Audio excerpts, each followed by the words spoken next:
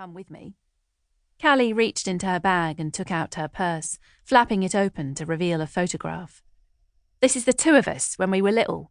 We're twins, and Mum used to dress us up both the same until we were about 12, and we absolutely refused to put up with it anymore. I couldn't imagine going to Australia without her, and I suppose that's what would make me stay here in the end. Even 3 weeks backpacking out there without her has been weird." It must be nice having that sort of bond. Olivia might not have a sister, but Ellie had been the next best thing. Even better in some ways, with none of the sibling rivalry that sometimes put a strain on family relationships. Ellie was the reason she'd spent so many hours online applying for teaching jobs in Kent, since she'd finally made the decision to leave Australia. "It is, and it's the one reason I'm glad to be home.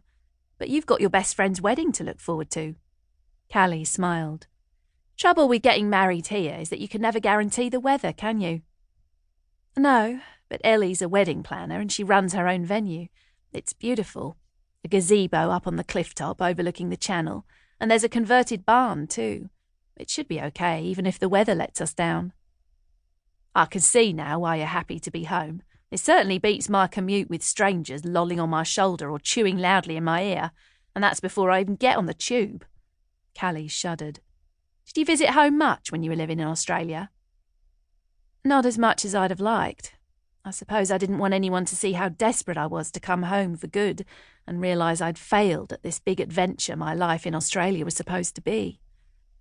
It was funny how easy it was to open up to a stranger. She was telling Callie things she hadn't even told Ellie and had barely admitted to herself. But knowing that you were never going to see the person again made it easier to be honest. "My sister always says you aren't a failure unless you fail to take a chance." Callie laughed. "Maybe I should throw that line back at her when I try to persuade her to come to Australia with me." "I think you should." The fasten seatbelt sign illuminated as Olivia spoke, and she sat back. When the wheels touched down on the tarmac, she'd finally be home for good. "Olivia!" Ellie shouted her name, although she hardly needed to draw attention to herself, given that she was dressed in an oversized hat decorated with corks. "What on earth are you wearing, Elle?" "You're lucky. I very nearly hired a kangaroo costume to come and pick you up, but even Mum told me I was being silly." Ellie grinned. "I don't care, though. I'm just so pleased you're back, and I wanted to make you feel at home by bringing a bit of Australia to meet you." "I am home." Hugging Ellie was even worth getting flicked in the eye with a cork for. "And you promise you're not going back this time? When you came back for Christmas and then left again, I was sure you were going to change your mind and the lure of—" Ellie hesitated for a minute, obviously thinking better of mentioning Josh.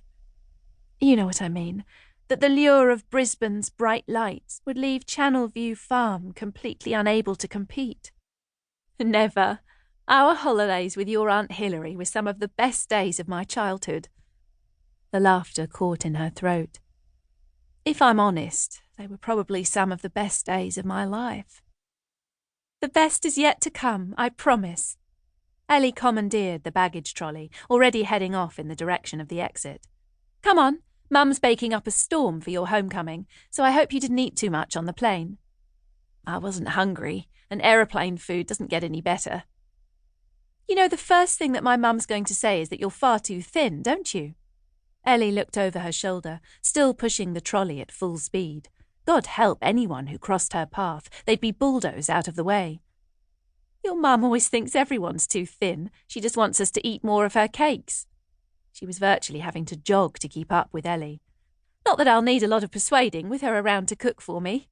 "You can eat my share. You do need to put a bit of weight on now that you can put everything that happened out in Australia behind you." Ellie stopped the trolley just for a moment and put an arm around Olivia's waist, giving her a quick squeeze, before taking up the one-woman trolley dash again. "Plus, I've got a wedding dress to squeeze into, and I think I might have left it a bit late." "You look great and far less stressed than when I saw you at Christmas." She wished she had half Ellie's energy, although right now the jet lag wasn't helping.